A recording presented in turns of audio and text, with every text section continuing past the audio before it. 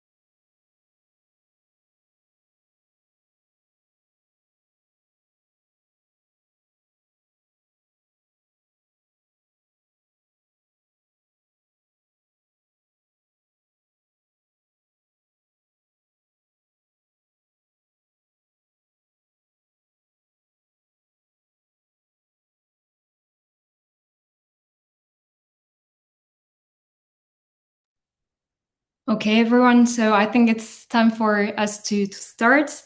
So dear participants, I'm very pleased to welcome you to this webinar devoted to one of the most fashionable and timeless pieces of clothing of all time, the jean.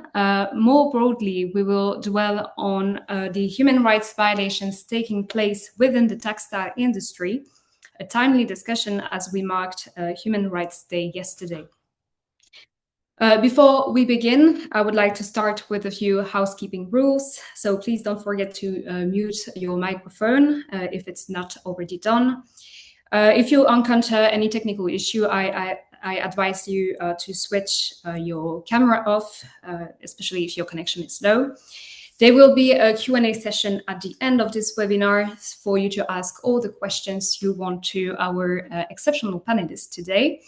I'm very much looking forward to this discussion, but first, let me introduce you to today's topic and present the three speakers of this session.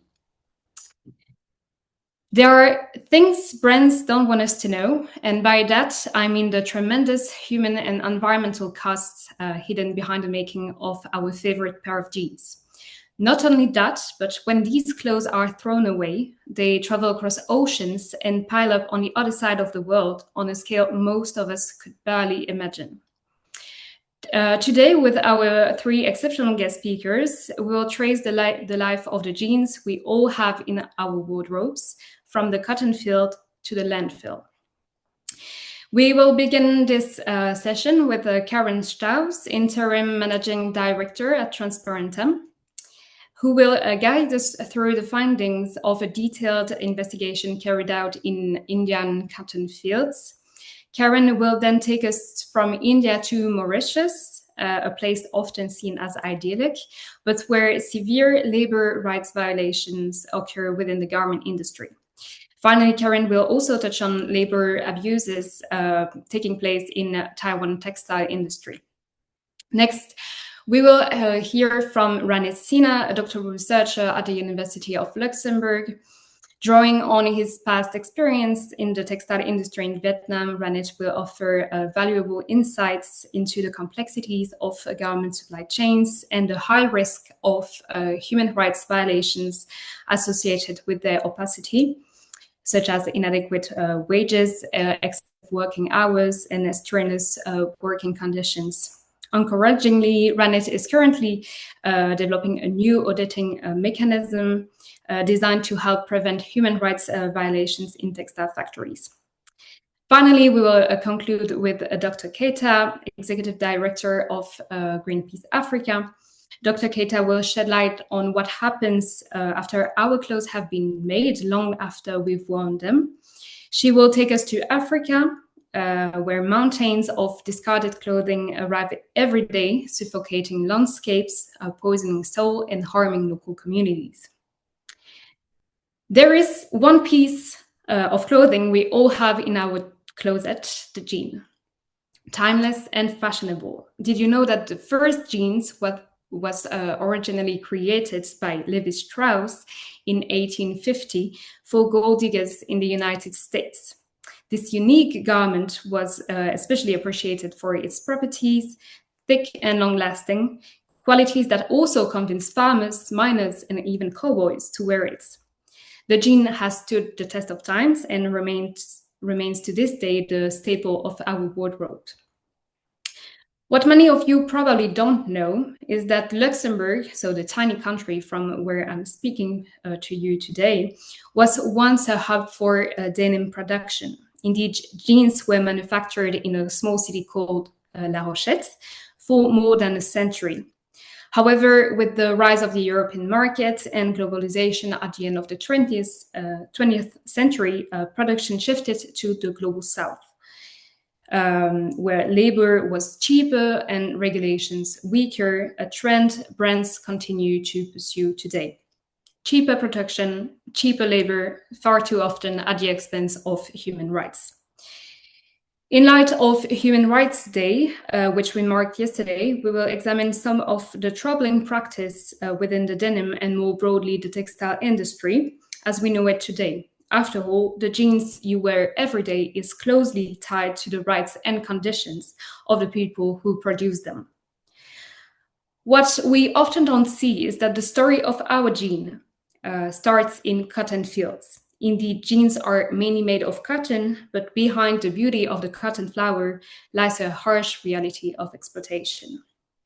So, Karen, I'm turning to you. Could you please tell us what the most prevalent issues observed by Transparentem were in the cotton fields in India, where our jeans basically come to life, and perhaps on a more positive note, the steps taken by the industry to improve their supply chains. Karen, the floor is yours. Great. Thank you, Charlotte. And thanks for that introduction. I learned something myself about the origin of the story of jeans. So thank you. I'm going to share my screen here.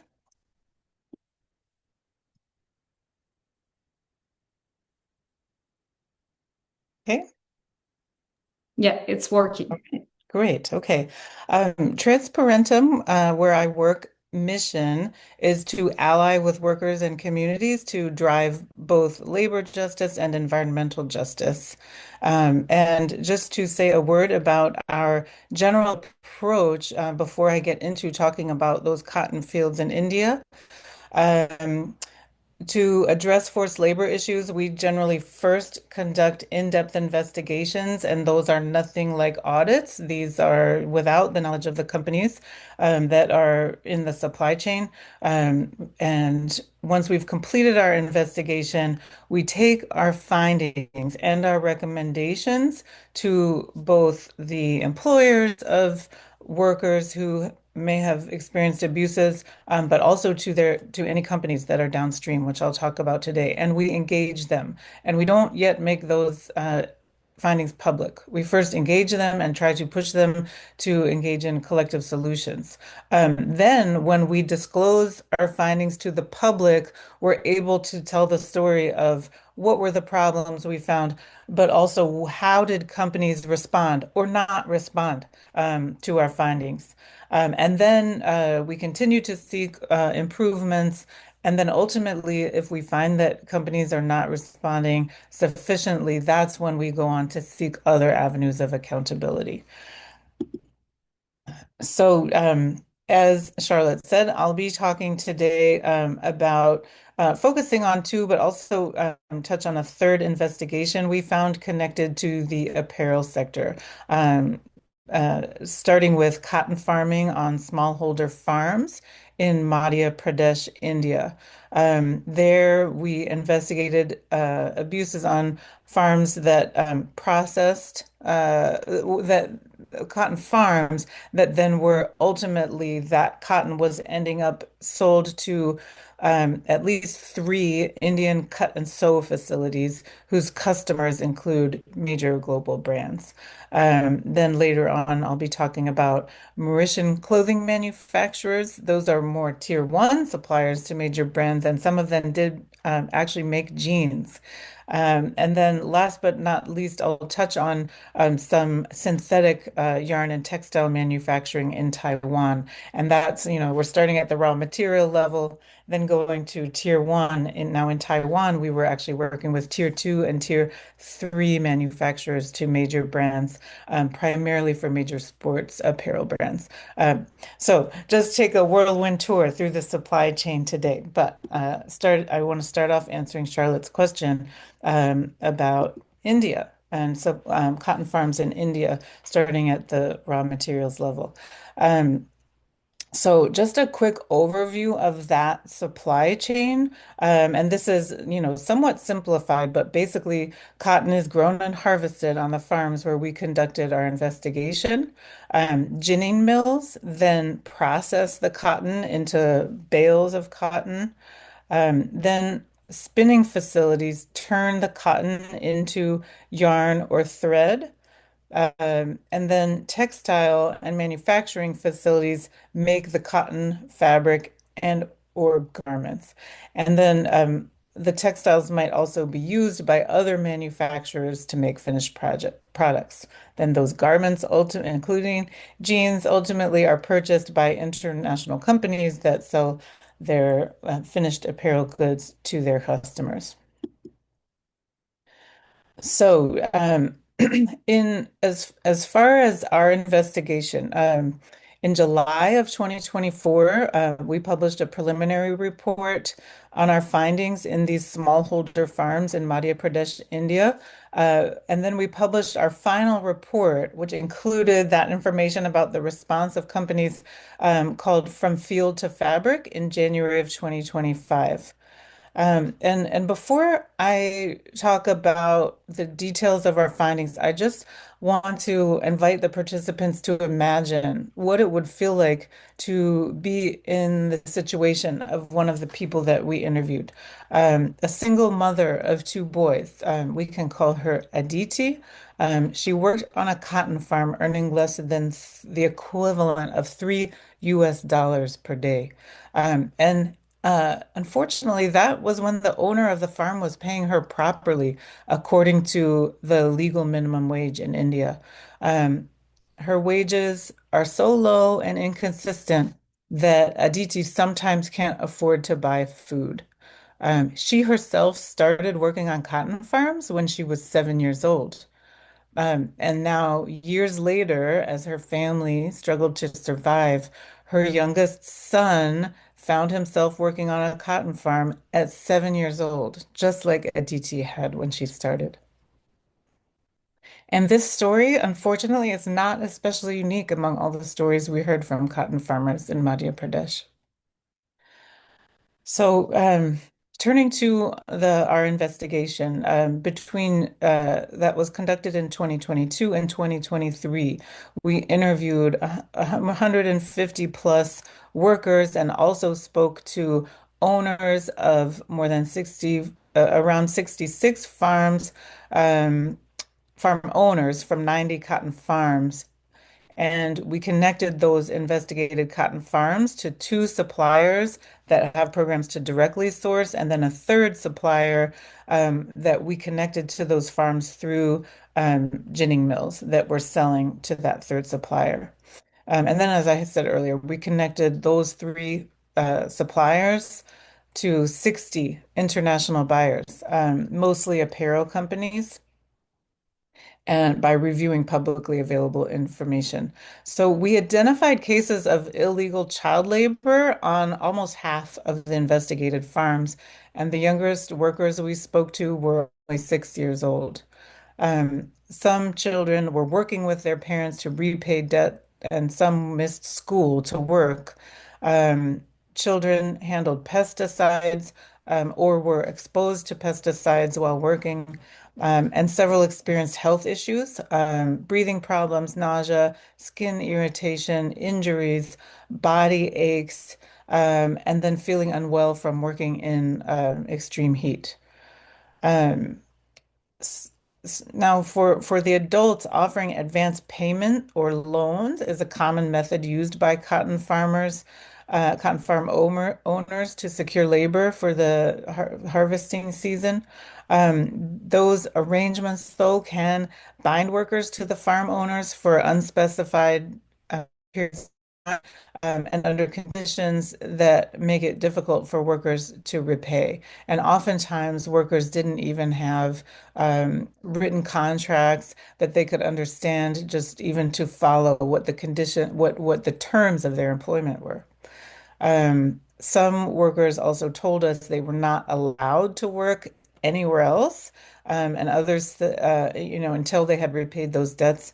And others said their employers would charge them very high interest, but like I said, they often didn't even understand the terms of what that interest was. And so paying off some of those debts could take some workers years. And as we know, debt bondage, of course, is a significant indicator of forced labor. There were other wage issues.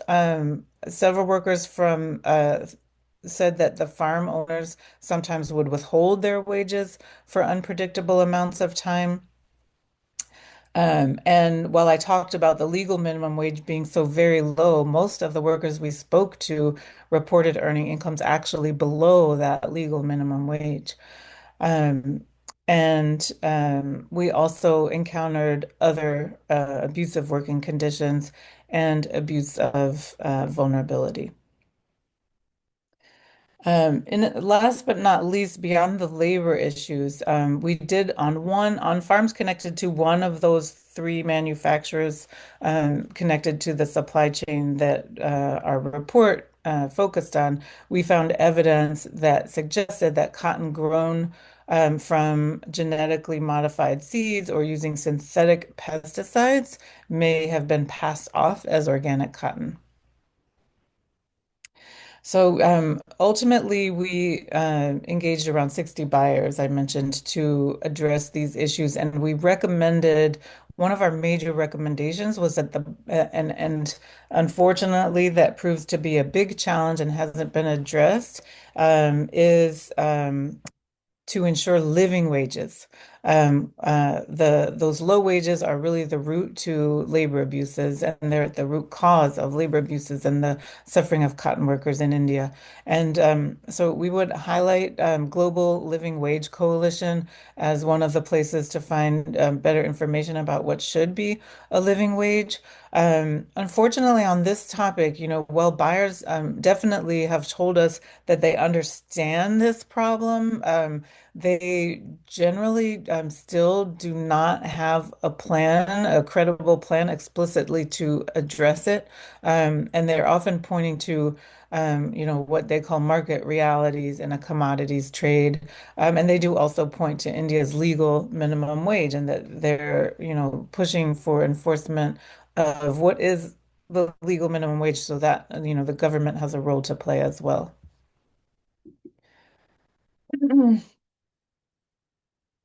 Relatedly, to that minimum wage issue, we recommended that buyers should pool their resources to support long-term community development programs implemented by grassroots NGOs.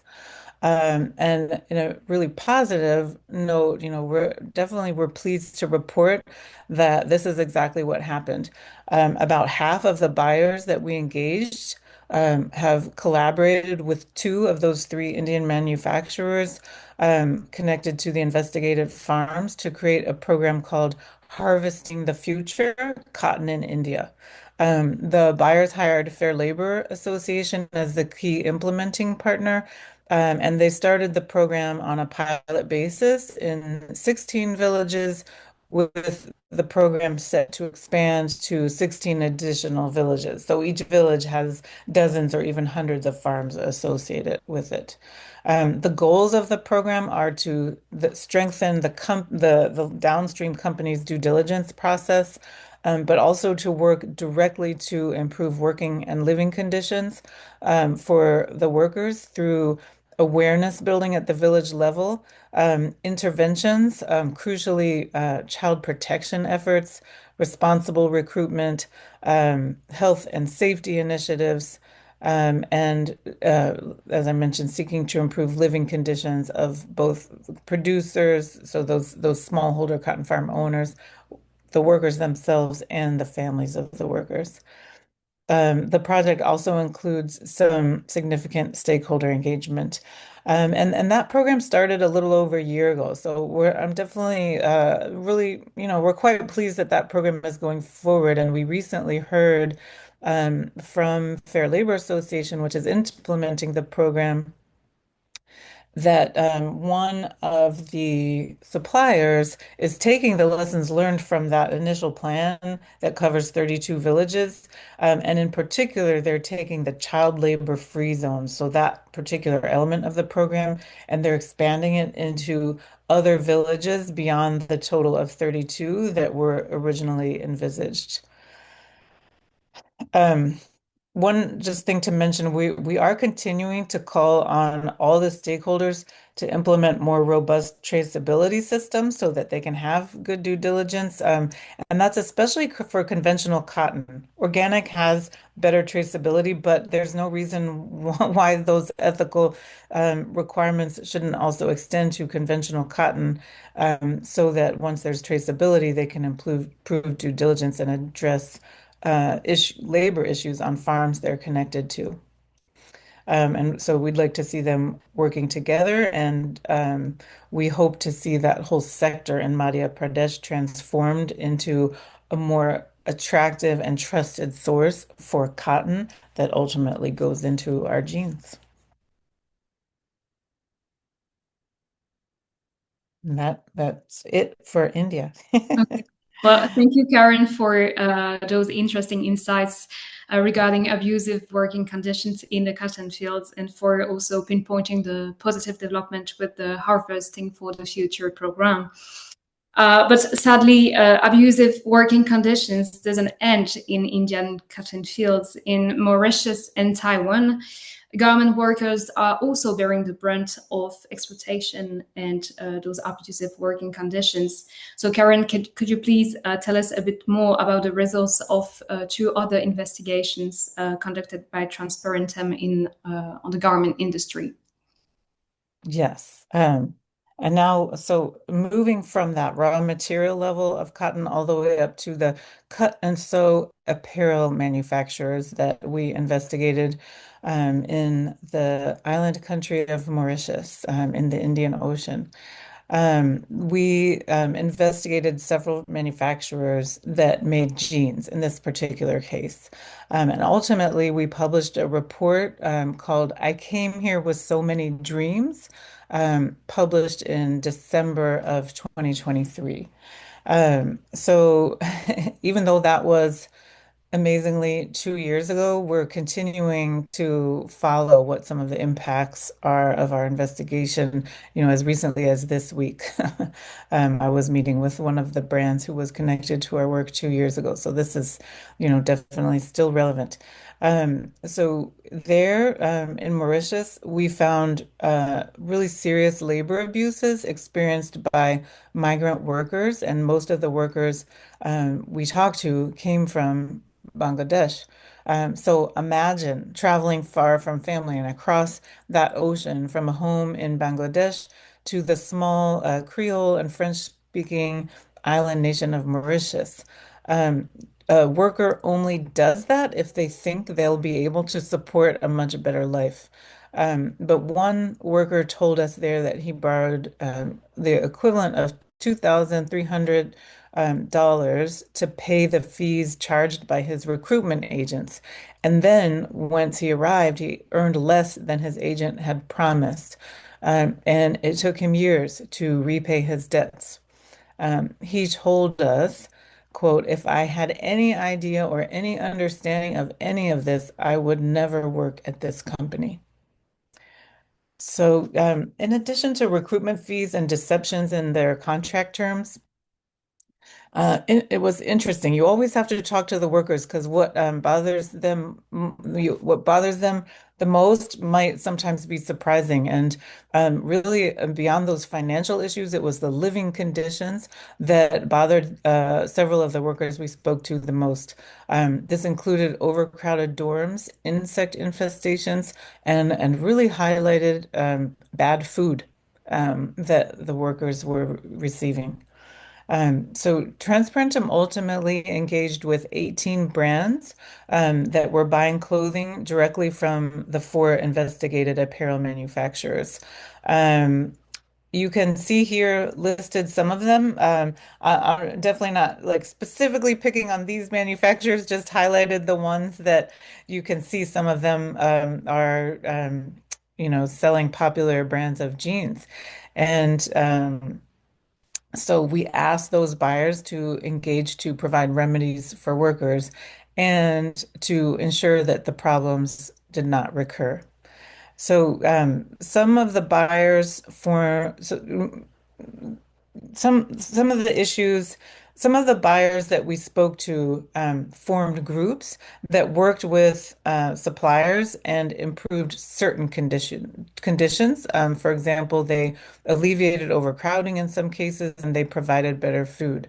And the in some cases, and the way we encourage them to make progress was that for each of those four suppliers, we encouraged them to form buyer groups so that they could work together and most efficiently to use their leverage to push their suppliers to make changes. Um, Unfortunately, in this case, um, out of those 18 buyers that we engaged, only four of the buyers participated in repaying any significant amount of recruitment fees to workers. So three buyers, and this was only at the beginning of this year that this finally happened, but we were very pleased that it did happen. Three buyers, including PVH, which owns Calvin Klein and other brands, repaid almost $400,000 in recruitment fees to workers at one of the factories, Real factory, in February of this year. Now, another buyer, so a fourth buyer, has told us that they and another of the suppliers provided significant repayment to workers from not only Bangladesh, but also from the Malagasy Republic or Madagascar. They repaid workers a year ago. Unfortunately, they have declined to make that information public so far, so we don't know the amount and haven't seen detailed information about the verification. Transparency is one of the biggest things that we really need to see more of from companies, but we're still pleased with those four buyers who participated in repayment. And that really is something to highlight because a lot of times buyers will put, when it comes to this important issue of recruitment fees for workers, a lot of times buyers will force their suppliers, who sometimes have less profit margin, to and so, the precedent, the buyers themselves were helping significantly. And in the case of that one manufacturer that repaid 400,000, that was all the buyers. None of it was repaid by the supplier. So I think that's a good, highlight and precedent that should be followed in more cases. Um, All right. Can you tell me, Charlotte, if I'm like running low on time? Because I want to save a little time to get talk about Taiwan. No, I think you can continue. You have to still Okay. Okay, time. great. All right. So the other thing I want to definitely highlight in Mauritius is that, we really weren't happy overall with the remedies that were being provided because most workers were not getting repaid any of the recruitment fees that they had originally paid, or they were only getting partially repaid. And so we don't really stop with like the publication of our report. If we're not thinking that the remedy has been sufficient, we try to collaborate with workers and civil society groups to seek further accountability. And one really important development to mention in Mauritius is that less than 1 month ago, U.S. Customs and Border Protection issued what's called a withhold release order against Firemount Group. And this is one of the manufacturers that we had investigated.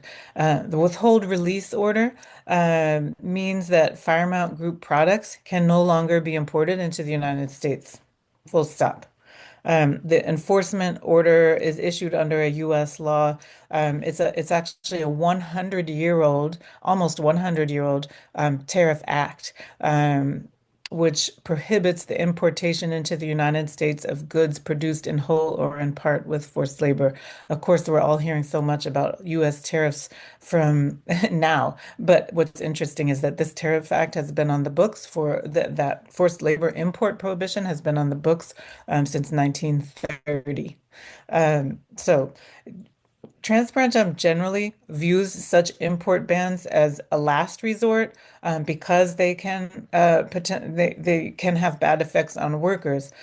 So we view it as a last resort to remediate forced labor uh, if other efforts have failed. In this case, we do believe that the import ban against Firemount Group is warranted because of its lack of responsiveness to some of the findings that we had found in our investigation. I also just want to highlight, since we're talking about solutions, I want to highlight a solution we didn't see in Mauritius, but that we've seen PVH, which is one of the buyers we engage in Mauritius, implementing in other countries, including some other Asian countries. And this is putting in place collective bargaining agreements where they are basically saying, if you want to sell to us, you as a supplier must have a collective bargaining agreement with your workers. And so the workers have independent organization and the ability to be much more empowered in the workplace to themselves seek solutions. And we definitely view that as a good practice and would love to see that something like that implemented by buyers in Mauritius too.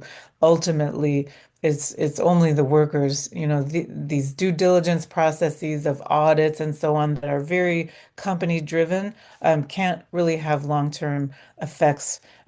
What's really needed is that the workers themselves, who are the only ones who ultimately care the most about their own situation, are very involved themselves in the governance of how they're being treated and what their living and working conditions are.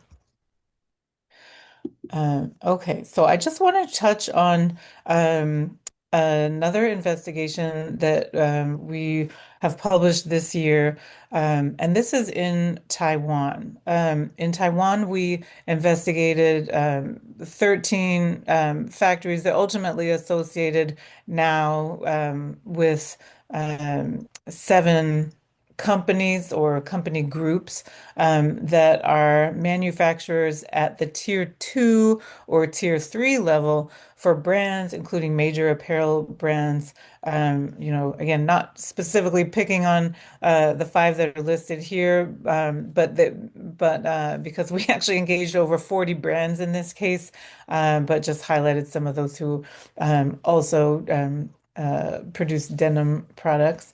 And we talked to over 90 migrant workers from several different Asian countries who were working in those factories. And we found that they were paying really high recruitment fees, in some cases up to $6,000, that equivalent of 6,000 US dollars that they had paid in recruitment fees and service fees. Um, and that's, could be the equivalent of, sorry, just the service fees alone, which are legal service fees in Taiwan, can amount to 2 to 3 months of wages. So we also found issues like movement restrictions and curfews, abusive living and working conditions, um, and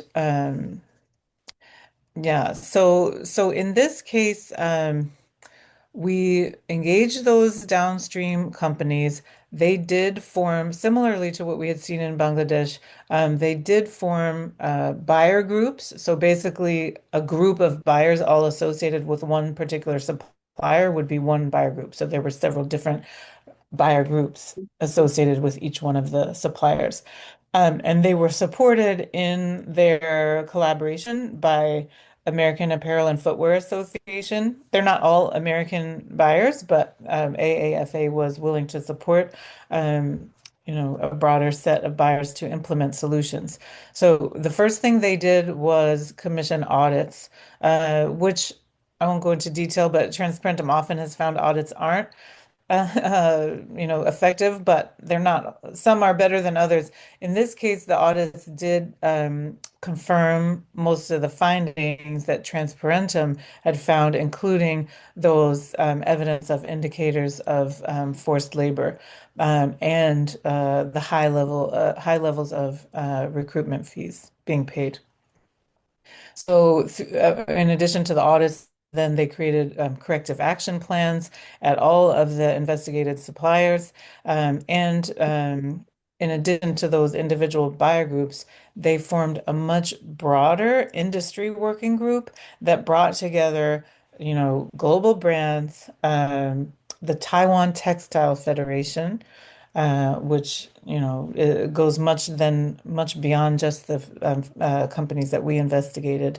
The What they really need to do now is bring in workers, and we've been encouraging them for a year. Workers and civil society organizations should be a formal member of your working group because your working group is pushing, for systemic changes. And so those corrective action plans, uh, I'm pleased to report do include repayment of recruitment fees. I'm not pleased to report that that is taking a really, really long time because we took those findings to companies almost 2 years ago, and they are still even now in the process of implementing the repayment of fees.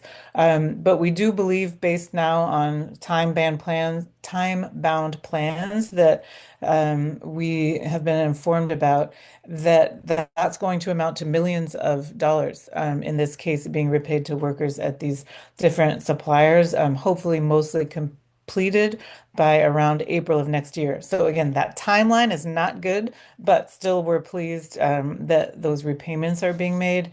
And we're also seeing some positive steps from the Taiwan government um, that is working on examining, due diligence requirements. And sorry, I'm just speeding through this. Last but not least, as recently as yesterday, the Taiwan Textile Federation publicly announced a statement that it was encouraging all textile suppliers in Taiwan to adopt the employer pays principle, because that's the issue in Taiwan.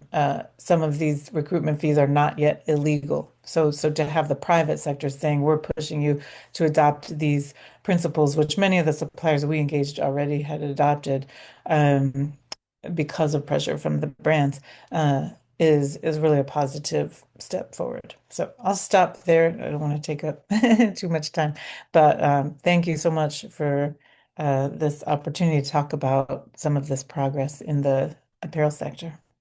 Well, thank you, Karen, for this very compelling presentation on the garment industry in Mauritius and Taiwan, and also for highlighting the positive developments that are well necessary. So, Karen, your team has observed, nevertheless, tremendous human rights violations in the textile industry in Mauritius and Taiwan. And similar dynamics can also be observed in many other countries, so Bangladesh, India, China, and so many more, just to cite a few. So I now turn to Ranit. Ranit's exploitation and abusive working conditions seems to be the norm in the garment industry. What are then, in your view, the main reasons why? What are, in your view, the main reasons these terrible working conditions persist?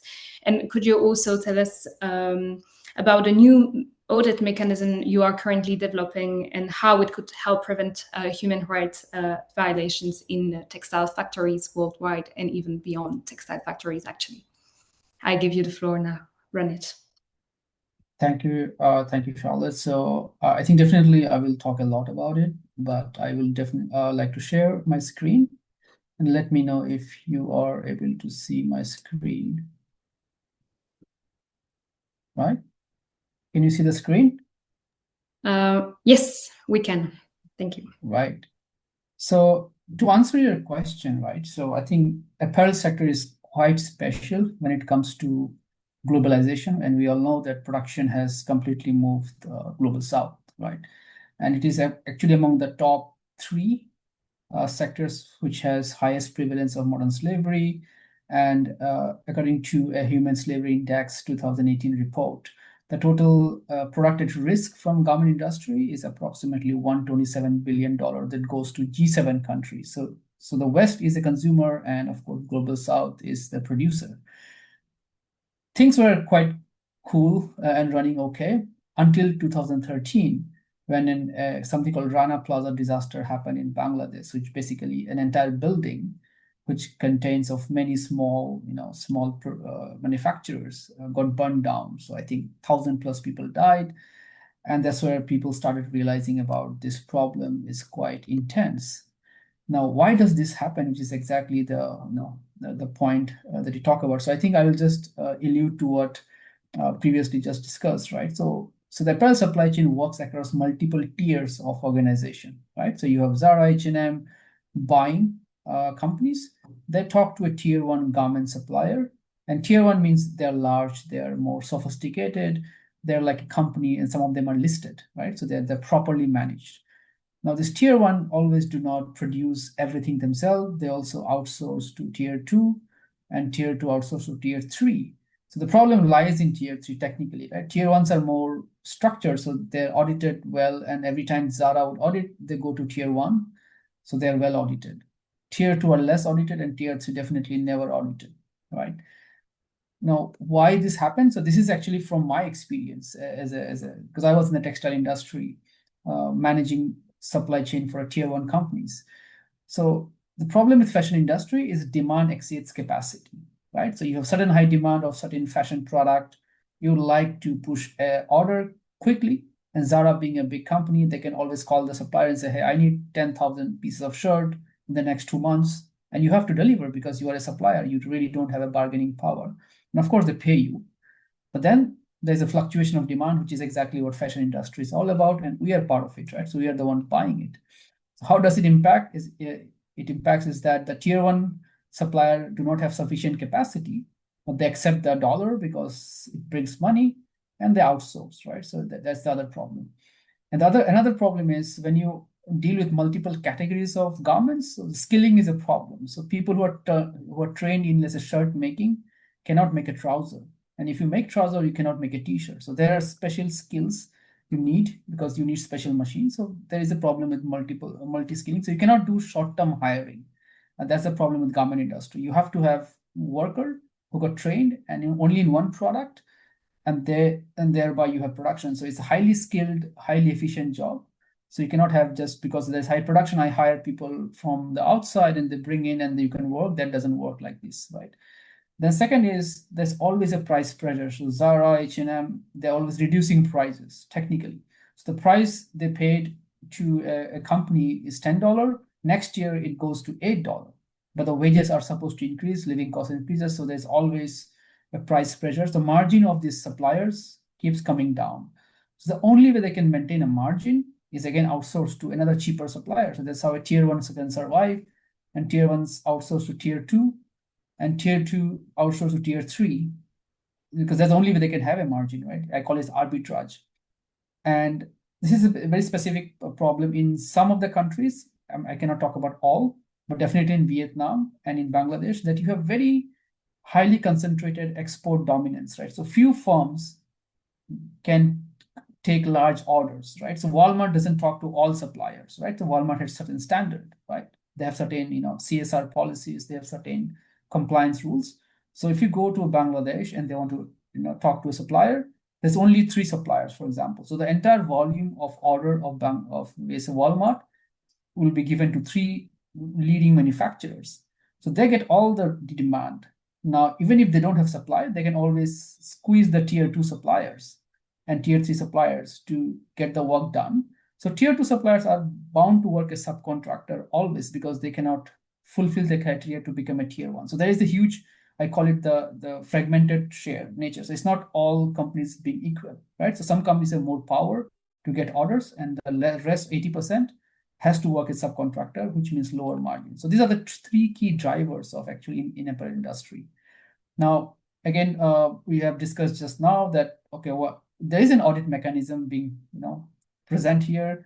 There are companies who hire auditors or who hire, specialist firm like Transparentem. They go there, they conduct, but it has certain problems, right? The first is, if you're conducting an audit, right, the problems are often get masked because you are doing call it a declared audit, right? You tell the supplier that, hey, I'm going to come on that day, I'm going to check your factory. And by the time you arrive, everything is masked. We call it the masking, right? So everything get masked, you just see the nice picture of the factory. On-site interviews, employees are not forthcoming always. Of course, there could be some here and there, opportunity, but there's always a problem of coercion. And declaration doesn't work because they believe that once you speak openly, they may have some other repercussions once the auditor leaves. And finally, in these countries, law enforcement isn't very strong. So you cannot just report to, let's say, the police, and things doesn't work that way, right? So these are the various challenges of auditing. That's from an audit perspective. But from a brand perspective, you see, Zara has 10,000 suppliers globally. They can't audit everyone, right? They need to choose, because they have a very limited audit budget.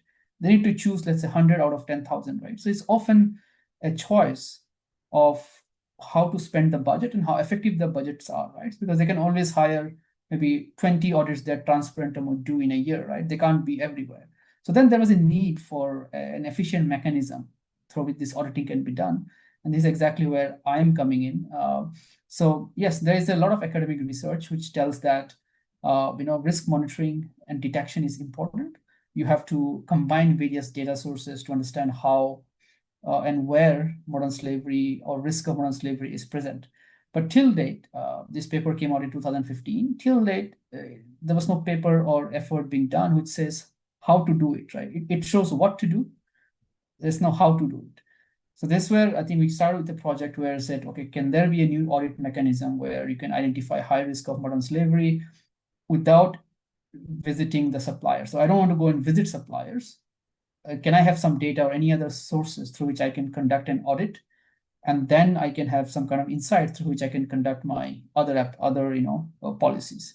So then we figure out there is a way in which basically you can combine certain elements of physics, right? So let's take an example. The core principle of our audit is cut, sew, cut, make, trim, which is very typical production model in Bangladesh or in India. It's basically based on human labor, right? There's no machine involved.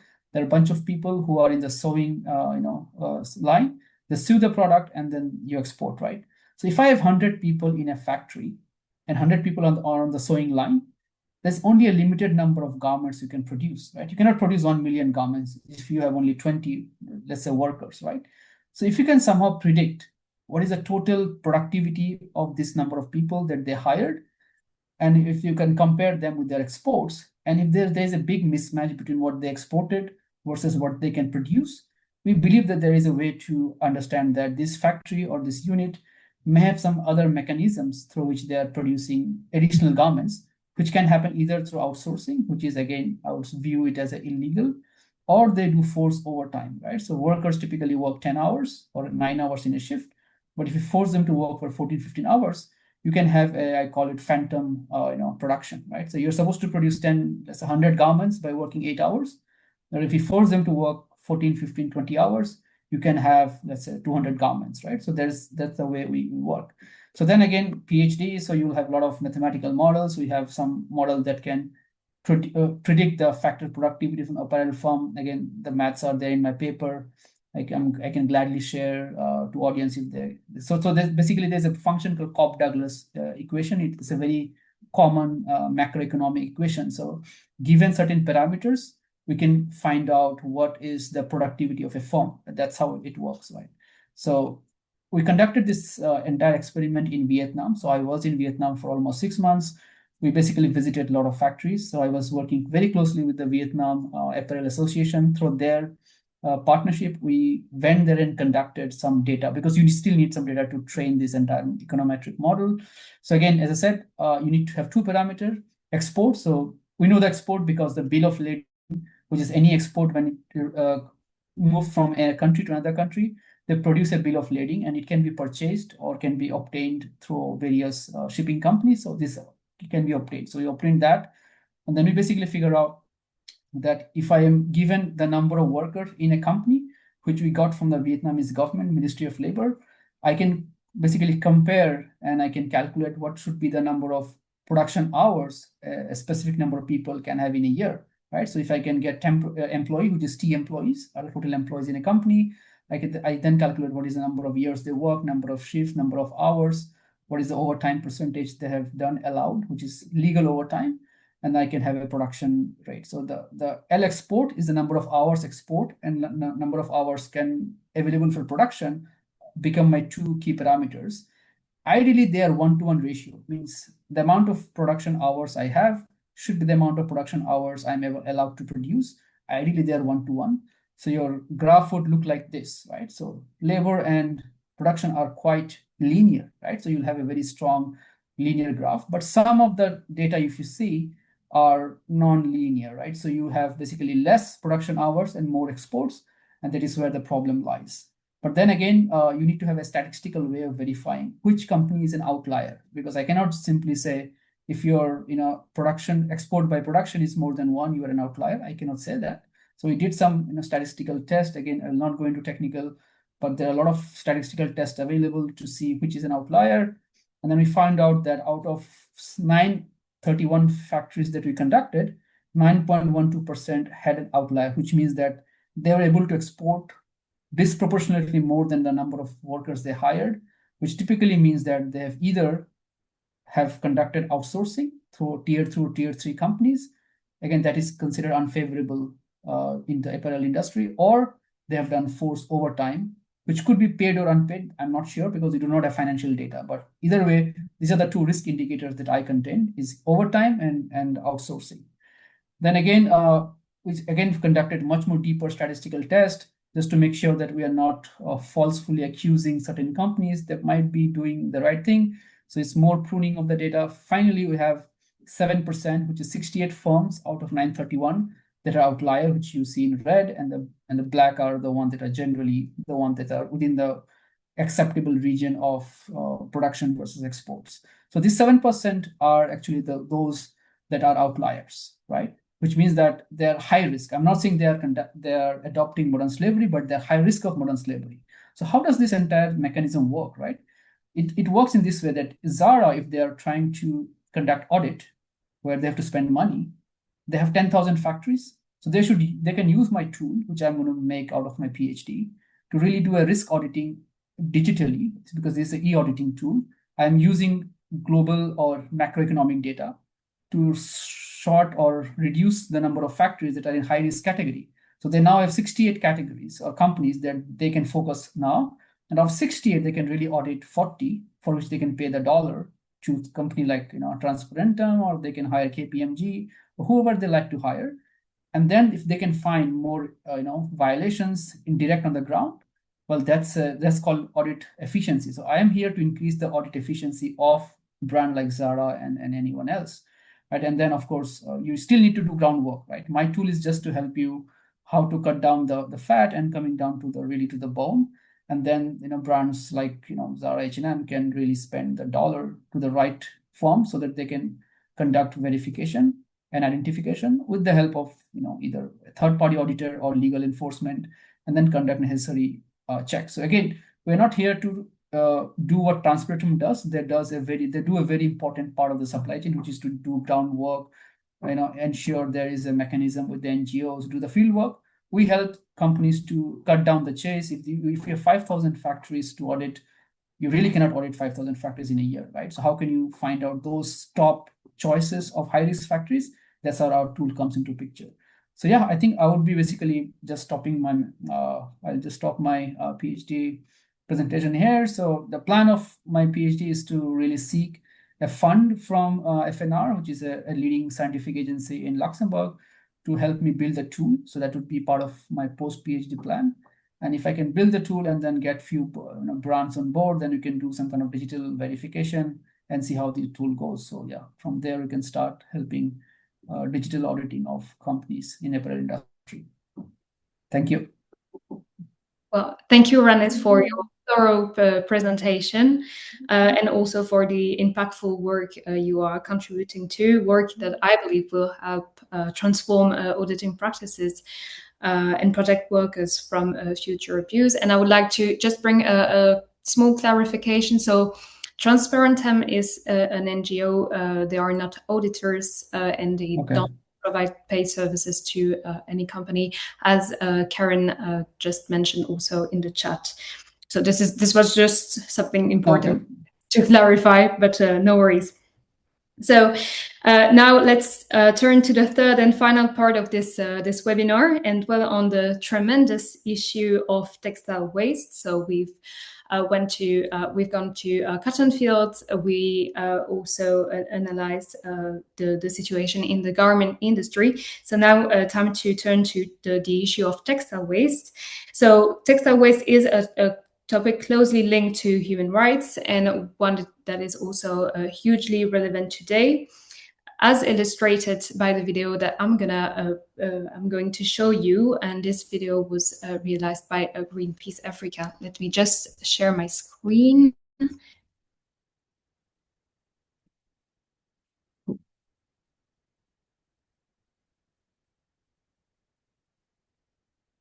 Normally it should work.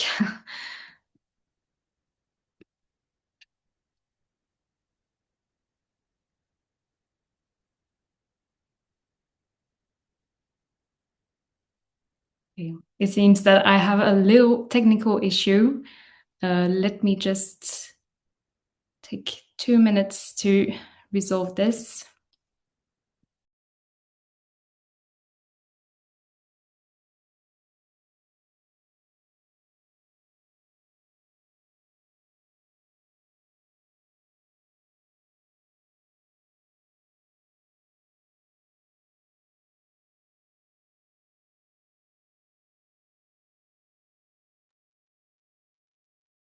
Well, I'm very sorry, but apparently my computer doesn't want to play the video. So Dr. Keita, I'm really sorry, but I'm gonna then ask you my question. But first I'm gonna summarize the video very briefly. So just 1 minute, thank you. So as you've not heard, then millions of garments arrive each week in Ghana, and this influx of textiles has a dramatic impact on local communities. And as we speak, thousands of pieces of clothing are piling up, forming vast mountains of discarded fabric in Ghana, Kenya, and also Chile. Every year, 92 million tons of textile waste are generated worldwide, a great part of which stems from Europe and North America. And this represents the equivalent of one truck filled with clothes being discarded every second. So this is really huge. And today, 60% of new clothing items end up in landfills within a year after being sold. So, Dr. Keita, again, I apologize for the technical issue. Could you please tell us more about this crisis as observed in Africa, and what are, in your view, the underlying causes of this issue and the possible ways forward? Dr. Keita, you have the floor.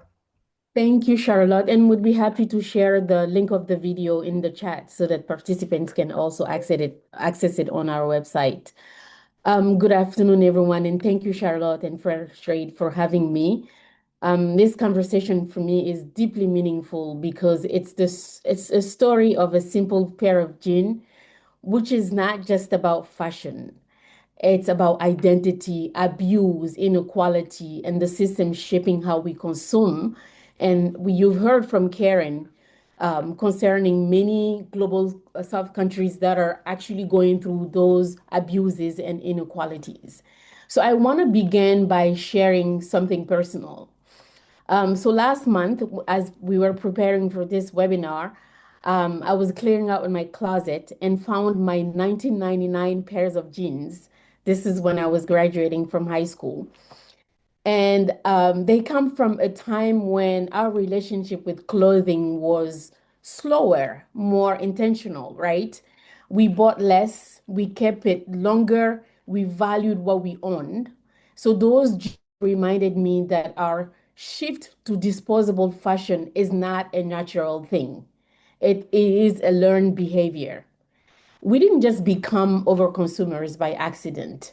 We did not just wake up one day and be careless consumers. We were taught to forget and we were conditioned to overconsume.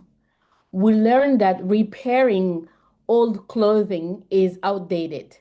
We learned that keeping old clothes is embarrassing. You know, you always have to get the newest shining thing out there. This was engineered by the fast fashion industry, a system that builds on speed and disposability. This is a system that rewards novelty and volume and not quality and durability.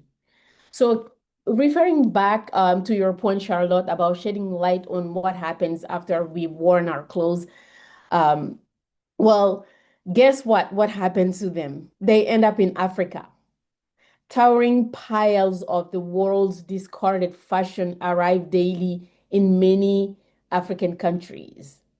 So as you probably will see in our video when we share the link, we have done a documentary on textile waste at Greenpeace Africa, and we're calling it Textile Waste Colonialism. In Ghana, where you see mountains of discarded clothing arriving every single day, suffocating landscapes, poisoning the soil, harming local communities. We have documented and investigated this industry in Ghana, Kenya, and beyond. And we have exposed illegal textile dumps in protected wetlands in these countries. We are also supporting the repair, reuse, upskilling, and local circular economies in those countries. And we're advocating for extended producer responsibility, as well as campaigning for restrictions on unsellable textile exports from the global West. So our message is clear. Africa must not become the world fashion landfill. The consequences on humanity and our planet are huge. I mean, look at the statistics, right? Globally, it's estimated that 83 million tons of textile waste are produced annually, and 65 of those are made from synthetic, which is from fossil fuel, right? Fibers. And 50% of those imported textiles waste products are unsellable and they're very low quality and they end up in landfills in Africa. And in Ghana, in the Katamanto market, approximately 15 million secondhand clothing arrive every single week. Up to 40% of imports in East Africa go straight to landfills. In Kenya's Dadora market, synthetic clothes burn in open dumps. poisoning communities every week. These numbers show that a substantial volume of used and unwanted clothing from wealthier regions in Europe, in America, end up being shipped to African countries, meaning the waste does not disappear. It's outsourced to Africa. This is not only an environmental crisis, but it's also a public health crisis for Africans' population with the risk associated with air, soil, and water pollution. And the consequences of fast fashion is not only a cultural problem for us, but it's also an economic system problem. The textile waste colonialism in Africa is both culturally harmful, but also has deep impact on the structural economy systems. So if you look at the fast fashion business model, it relies heavily on just producing excessive volume of cheap clothing and offloading the environmental and social costs elsewhere, often to the global south countries. And so the consumers are the countries that do enjoy the cheap clothes. In African countries, we pay the price for disposal and pollution. So if you are underlining reasons for exporting this waste to global south, why does the flow of used garment to Africa happen? And there are many reasons, but I'll just give you four. The overproduction and overconsumption issue. So the global fashion industry model churns out far clothes than can be sustainably consumed and reused, which is leading to huge quantity of surplus and discarded garments. And so the economic opportunity or demand for cheap clothing, there is a demand in many African countries, that's true. For affordable clothing, secondhand imports are cheaper than new garments, right? But this demand incentivizes exporters and traders to ship large bales of used clothes abroad. So there's insufficient recycling and waste management infrastructure locally in many African countries. So many Western countries lack the capacity or incentive to recycle or properly dispose of all the textile waste. So exporting is financially viable for them. So the regulatory gaps at international level is that the trade in used textile often lacks the strict oversight applied to hazardous or regulated waste streams. So for example, many African countries or many exporting textile do not need to obtain prior consent from importing countries in Africa. Unlike for many strictly controlled waste, which shields exporters from full accountability for downstream impact. So they are free to do whatever they want and just dump it in African countries. It is a structural mechanism of a global economic system where the global north export its waste under the guise of donations or secondhand clothing markets. This is not generosity at all. It's called waste colonialism. And if you look at the social and environmental consequences for communities in impacted regions in Africa, they're huge. The impacts of receiving global south countries are significant and often severe. So you have environmental pollution and ecosystem damage. In Ghana, for example, the dumped garments, many made from synthetic fibers, accumulate in landfills and dump sites along coastlines in wetlands, such as the one in Dunsu Delta and the one in Ramsar wetland. Those are protected ecological zones.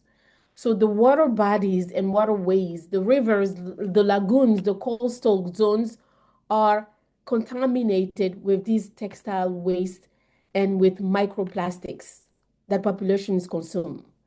And the public health risk is huge. The microplastics and chemical contaminants from these textile may enter water and soil, posing long-term health risks to local communities and also wildlife.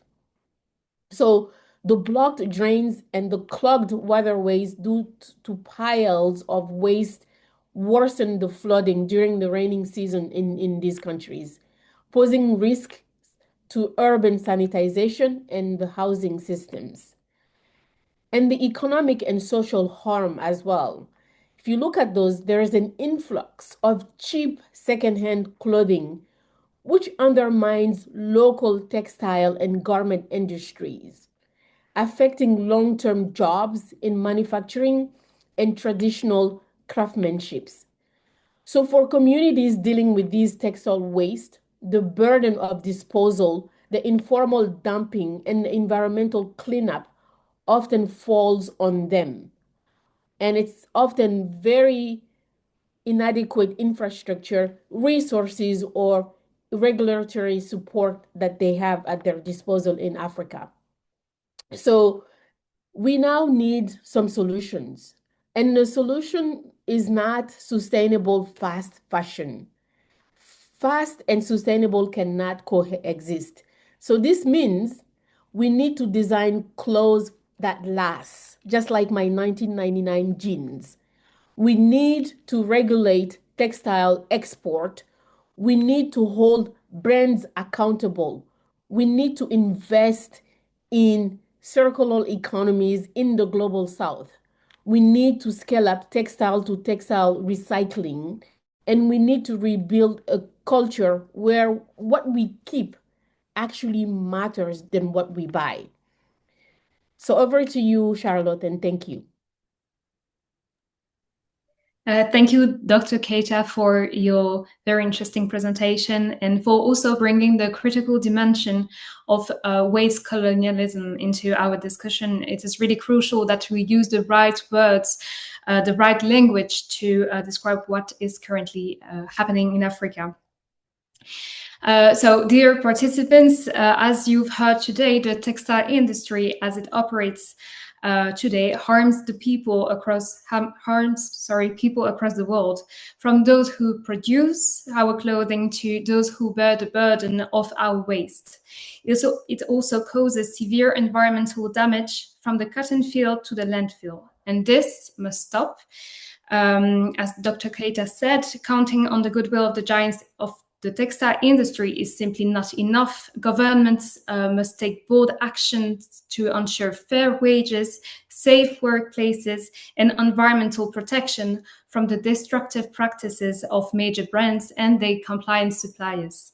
These actors must be held accountable for the abuses they allow and profit from. But responsibility also lies with us, consumers. We must buy less, choose better, and pay closer attention to labels. For instance, the Fairtrade label guarantees decent working conditions, fair pay, human rights protections for cotton growers, as well as for garment workers, along with sustainable agricultural practices. And you can find this label on the tag of your clothes. We will always need clothes, but human rights abuses, those must end now, decisively and irreversibly. Dear participants, we are slowly approaching the end of this webinar, but don't worry, I won't be letting you go without giving you the opportunity to ask your questions to our three speakers. So I suggest that if you want to ask a question, if you want to take the floor, you use the little raise your hand button at the bottom of your screen. Wait for me to give you the floor, and then clearly state your question and the name of the person you are addressing it to. So the floor is open. Please, who wants to ask the question first? You can also ask your question in the chat, and I can read it if you don't want to turn on your mic.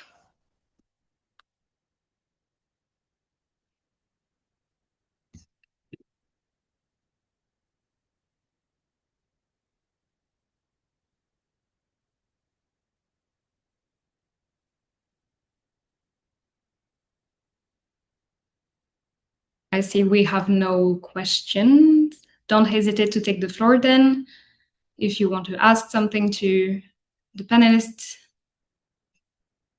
Yes, we have one question from Eugene. Please go ahead, Eugene. Yes, thank you. My name is Eugene Perumal from Greenpeace Africa, based in Johannesburg. Thank you to all three of you for your fascinating presentations. Of course, I know the Greenpeace Africa presentation better than the others, but two thoughts came to mind. The first one is, how long does it take? Does anybody know how long it takes for cotton to become waste? Like, what is that timeline? Because we can possibly attach value to that in terms of money. The second question is, I think that it will be interesting to see how the cotton appreciates in value by the time it is sold after mass production in the retail environment, and then how it depreciates again when it becomes waste. So just an indication of sort of the real revenue aspects of this sector. Thanks.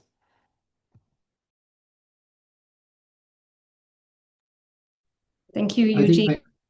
Yes, yeah, please, I can answer the first question. please So go. so basically what you're asking is a concept called from cradle to grave.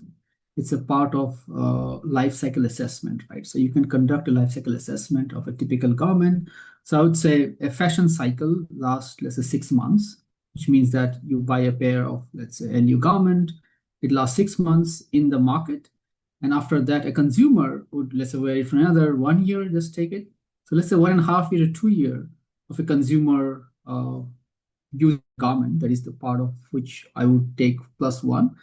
And then you have the whole process of how a cotton is picked to the yarns, then textile. That's another is a 1 year of process. So from cotton to the wasteland is typically 2.5 years of time. And that's a typical time. Of course, you can wear a denim for much longer than probably a shirt, so it can vary. But that's probably from LC assessment, right? Because we in scientific studies, we have to conduct LC assessment, life cycle assessments of various product and garments. So that's the typical range we see. T-shirts are much more shorter because you wear a T-shirt for 6-7 months, it's already toning off, right? So I think it depends really on garment to garment, but you can take an average of 2 years before it lands into a landfill. But again, if you resell it, let's say, as I think Keita mentioned, that products are then resold to, let's say, Africa, and that's of course an extension of the life, which I believe is a good thing to have, because something that could have gone to landfill in Europe now being resold. Of course, I'm not talking about the prices and what, or they're cheaper or no, I'm not sure, but it's actually a welcome step to increase the life of a product, which is exactly what we can do, because the cotton has already been used, the labor has already gone into the product itself. Now, the more longer the life you can give to a garment, it typically saves some kind of energy, and the cotton going back to the landfill, which is, I believe, is one of the core goal of the entire industry. So I'm quite in favor of selling the product, but of course, reasonably and responsibly. It should not be dumped somewhere else. I think that should not be the purpose. I think it could be repurposed, refixed, and then maybe sold to a different market at much cheaper price. I think I'm quite okay with that. But that basically is also another idea of how you can extend the life of the garment.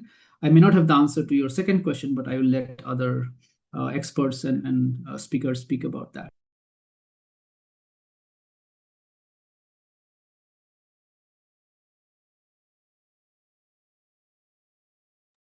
So I see there might be another question, but I don't know if another speaker wants to answer Eugene's second question. Sorry.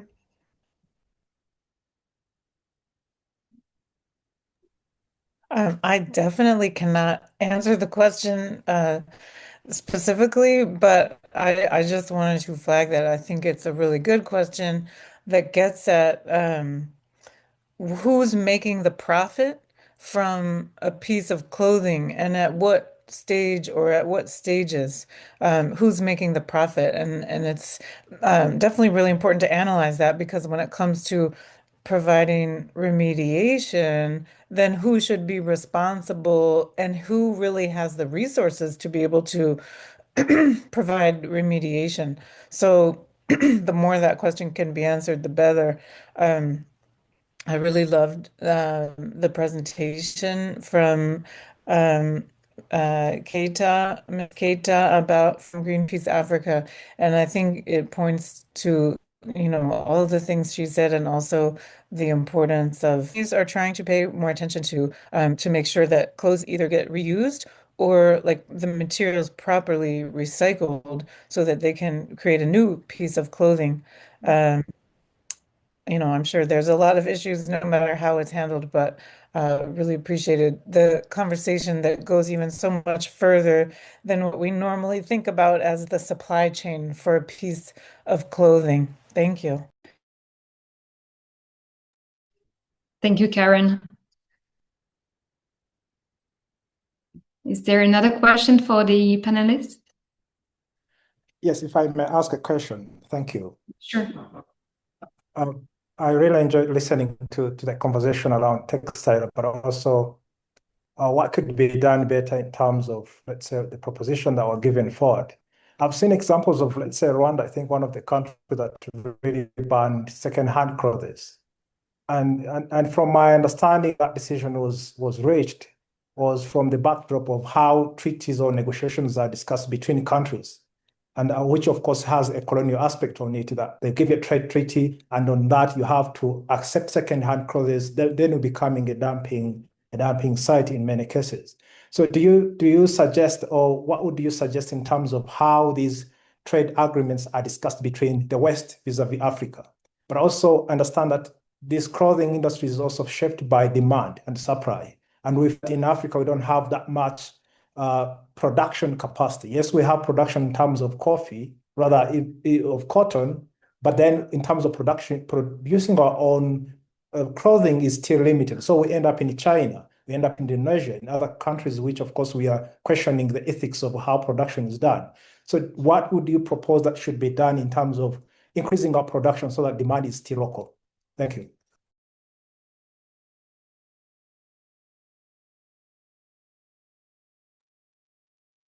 Is there anyone who wants to reply?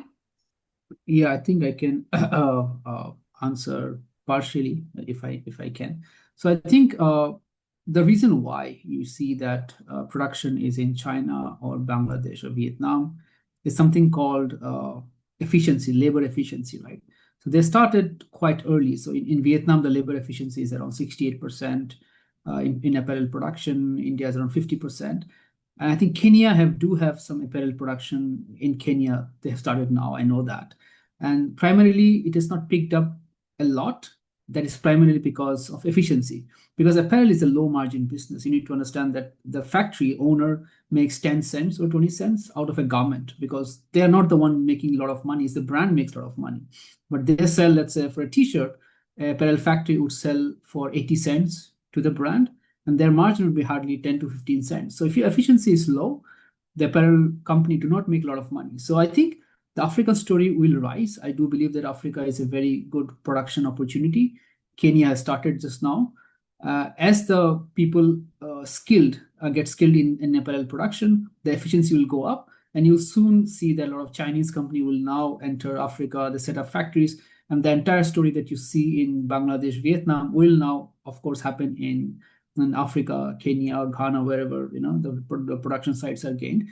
But I think I'll tell you one very good news. Throughout my research, I did also speak to some of the Kenyan workers. And surprisingly, the labor compliance and laws are better or much better in Kenya than in Asia. And this was a surprising finding from our study. Both the workers and the owners are compliant by law, and the wages they pay are really fair wages. Again, it could be less or more compared to China, but I've spoken to some of the lady worker, like women worker, they are fairly paid, and their life is not as worse as we have seen in other parts of Asia. So in Africa, things are different. And I really hope that this continues in the future, and you started the industry with a lot of compliance at the beginning, and that puts a strong precedence. So to answer your question, yes, today is driven by demand. And the fact that Bangladesh and Vietnam can produce something at mass at much cheaper is exactly the reason why most of the volume goes there. But as African community rises, their labor efficiency will increase, demand will shift to Africa. And I think in the future, you'll see that Kenya and then probably Ghana will be the top two exporter of apparel garments from Africa region. Of course, they have a long way to catch up. Right? The entire industry is big. It's a $300 billion industry. So it will take some time, but it is coming up for sure. Thank you, Ranit, for providing an answer to the question. Is there any more questions?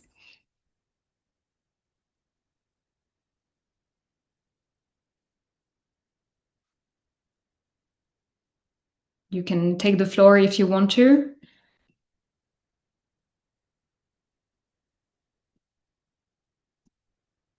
Okay, I can't see any more questions. Well, in the chat. Oh.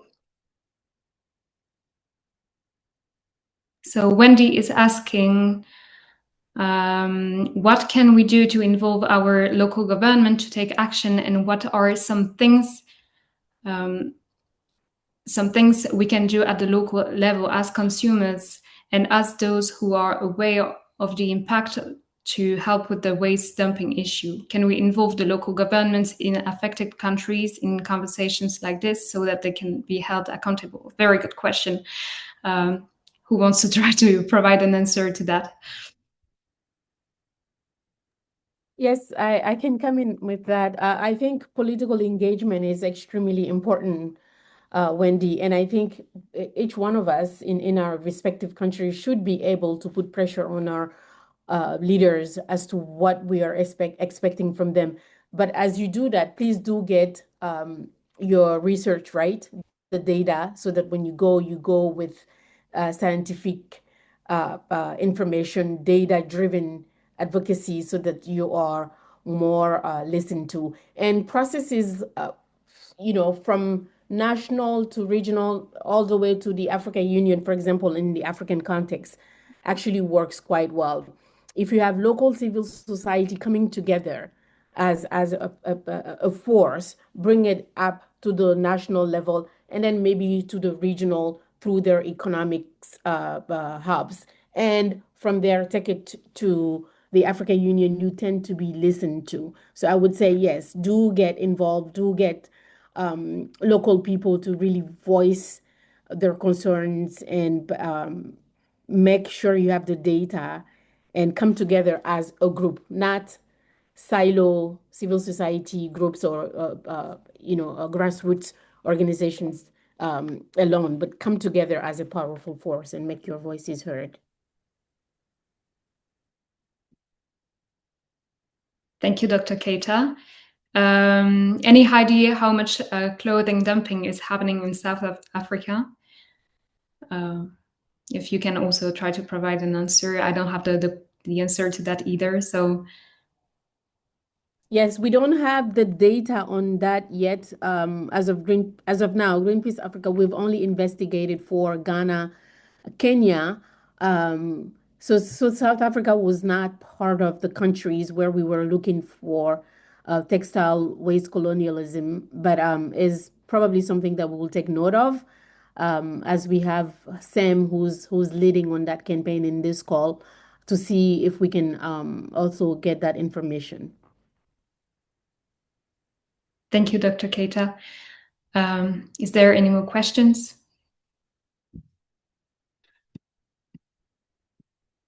This is your last chance to ask. I just wanted to comment. I saw a question, someone asking what's going on in the EU, and I don't know if it was related to the landfill issue specifically or the waste issue specifically, but just wanted to comment more generally that the Europe was considering the due diligence, a really intensive mandatory human rights due diligence law, and unfortunately, one of the developments with political changes in Europe and, I don't want to say complete rise, but some rise of some more right-wing groups in the European Parliament that are opposed to due diligence requirements.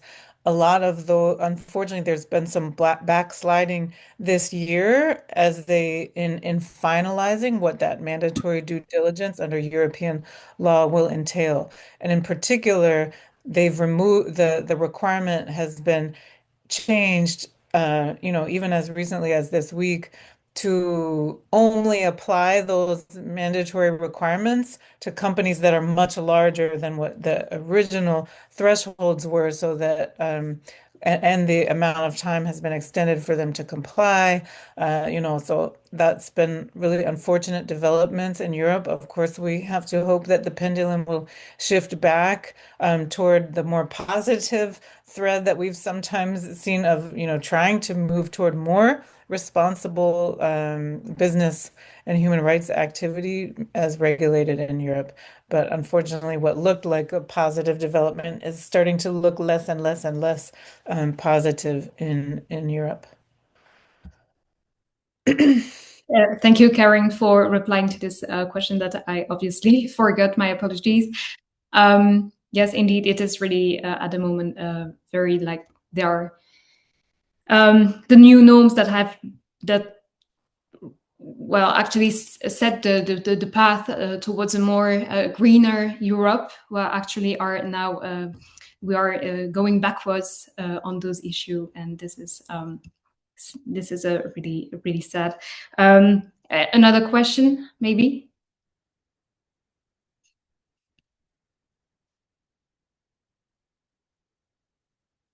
No more questions? Well, dear participant, thank you very much for your participation today. This was my very first webinar, and I was truly delighted to see such a high level of attendance and also so many good questions. It was also a wonderful way to conclude a year full of meaningful projects carried out within the framework of the Rethink Your Clothes campaign, a campaign led by Fairtrade Lëtzebuerg and financed by the Ministry of Foreign Affairs of the Grand Duchy of Luxembourg. Dear panelists, dear Karen, dear Ranit, dear Dr. Keita, and the entire team of Greenpeace Africa, it has been a real pleasure exchanging with you over the few past weeks. Thank you for everything you brought to the discussion, and I wish you all the very best for the future. Thank you so much. Thank you. Thank you. Bye.